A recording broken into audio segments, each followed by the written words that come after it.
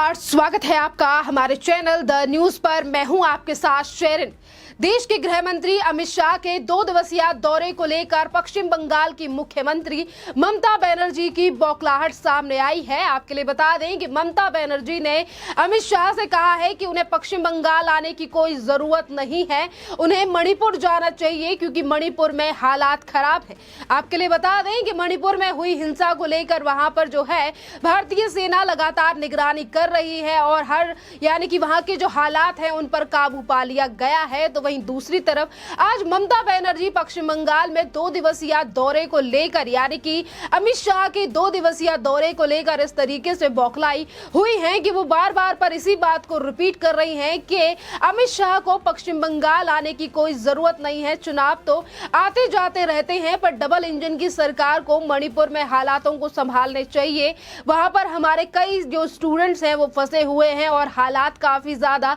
गंभीर है। जिस तरीके से आज ममता बनर्जी की ये बौखलाहट सामने आ रही है सिर्फ 2 दिवसीय दौरे को लेकर, ये दर्शाता है कि आज अगर देश के गृह मंत्री अमित शाह पश्चिम बंगाल के कोलकाता पहुंच चुके हैं और वहां वो कई चीजों को लेकर शिलान्यास करेंगे, जिसमें बीएसएफ के कार्यों से लेकर बीएसएफ के लिए भी कई बड़े तोहफे यानी कि बड़ी चीजें और उनका शिलान्यास देश के गृह मंत्री अमित शाह बीएसएफ को लेकर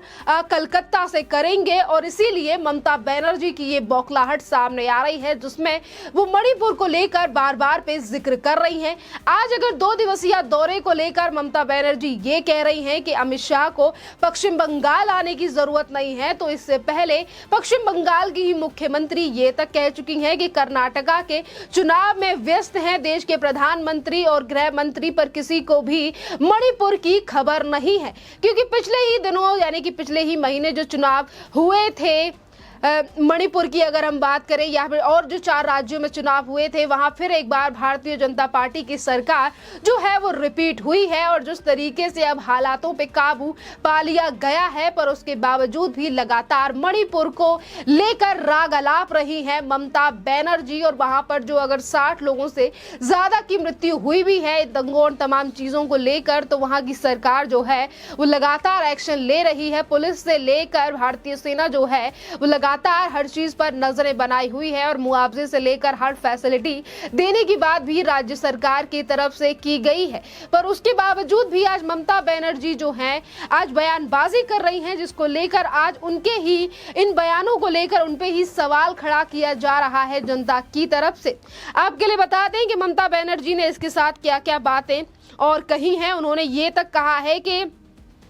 क्या चुनाव प्रचार जरूरी है, मणिपुर में रक्तपात हो रहा है, चुनाव आएगा और जाएगा। राष्ट्रीय पार्टी सरकार में कई नेता हैं जो चुनाव प्रचार में जा सकते हैं, बंगाल आने की जगह मणिपुर जाएं। उन्होंने कहा ये मैडमैन प्रॉब्लम है, यानी कि एक तरफ पश्चिम बंगाल को अपनी जागीर मानकर ममता बनर्जी ऑर्डर दे रही हैं देश के गृह मंत्री अमित शाह को कि वो पश्चिम बंगाल नहा आए और उसकी जगह पर उन्हें मणिपुर जाना चाहिए। और इसी तरीके से कुछ शब्दों का इस्तेमाल जो किया जा रहा है कि ये मैडमैन प्रॉब्लम है। तो वहीं आज सवाल ये भी उठ रहा है कि पश्चिम बंगाल में 2 से 3 बार जो है वो इससे भी ज्यादा खतरनाक रक्तपात हो चुका है, तो फिर ममता बनर्जी ने उन चीजों को लेकर कोई कदम और कोई एक्शन क्यों नहीं उठाया, जिस पर उनके ही कार्यकर्ताओं के ऊपर कई जो हैं वो संगीन आरोप लगाए गए कि कैसे भारतीय जनता पार्टी के समर्थक और उनके कार्यकर्ता और इसी के साथ तमाम हिंदुओं को मौत के घाट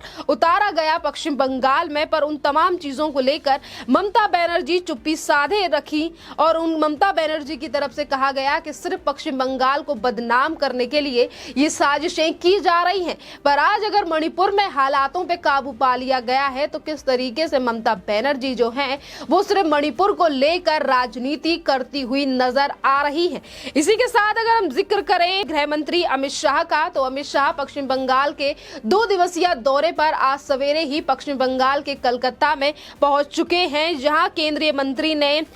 अपनी इसी 2 दिवसीय यात्रा के दौरान रविंद्रनाथ टैगोर जयंती में समारोह में शामिल हुआ। Land port authority of India और सीमा सुरक्षा बल बीएसएफ की विभिन्न विकास परियोजनाओं का शिलान्यास और उद्घाटन भी किया है। अगर बीएसएफ को लेकर आज तमाम जो योजना परियोजनाओं का शिलान्यास किया गया है देश के गृह मंत्री अमित शाह की तरफ से। और शायद यही बड़ा कारण था कि ममता बनर्जी नहीं चाहती थी कि इन तमाम चीजों को लेकर शिलान्यास किया जाए देश के गृह मंत्री की तरफ से, क्योंकि बीएसएफ को लेकर ममता बनर्जी की पहले से ही कड़ी दुश्मनी जो है वो दिखाई दे। केंद्रीय मंत्रालय की तरफ से जब पश्चिम बंगाल में बीएसएफ का दायरा भी बढ़ाया गया था, तब भी ममता बनर्जी ने इसी तरीके से अपनी बौखलाहट दिखाई थी और कहा था कि पश्चिम बंगाल में सभी चीजें जो है वो ठीक हैं और बीएसएफ का दायरा जो है वो घटा देना चाहिए केंद्र सरकार को। एक तरफ पश्चिम बंगाल की सीमाओं को लेकर, यानी कि पश्चिम बंगाल की कई ऐसी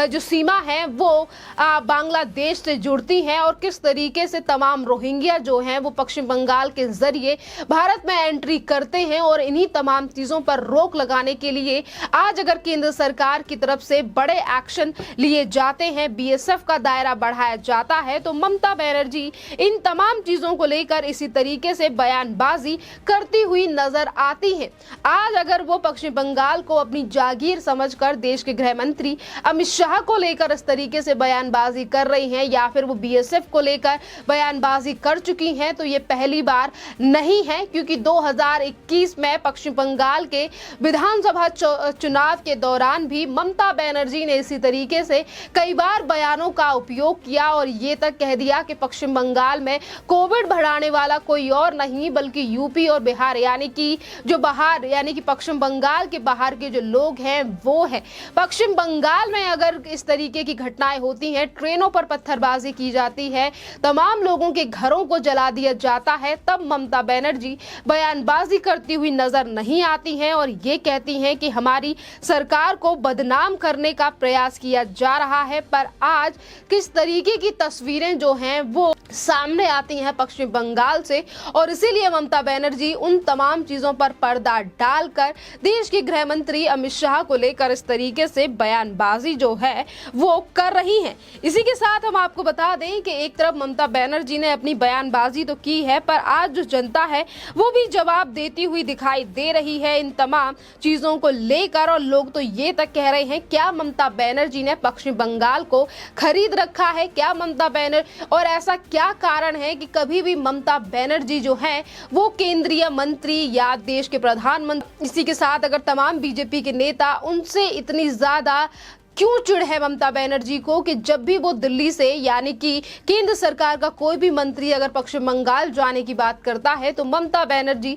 हमेशा उनके लिए इसी तरीके की बयान जो है वो ममता बनर्जी की तरफ से दिए जाते हैं। खैर, देखना अहम रहेगा, क्योंकि 2 दिवसीय दौरे को लेकर गृह मंत्री अमित शाह कलकत्ता पहुंच चुके हैं और जैसा कि हमने जिक्र किया कि शिलान्यास से लेकर तमाम कार्यक्रमों में आज हिस्सा लेने वाले हैं देश के गृह मंत्री अमित शाह। और इसी के साथ क्या पलटवार किया जाएगा देश के गृह मंत्री अमित शाह की तरफ से ममता बनर्जी और पश्चिम बंगाल में हो रही हिंसा और तमाम चीजों को लेकर, क्योंकि जहां एक तरफ ममता बनर्जी ने देश के गृह मंत्री अमित शाह को लेकर ये बयानबाजी की है, मैडमैन तक बुलाया है, तो इस पर कोई जवाब, यानी कि कुछ चीजें तो देश के गृह मंत्री अमित शाह की तरफ से भी 2 दिवसीय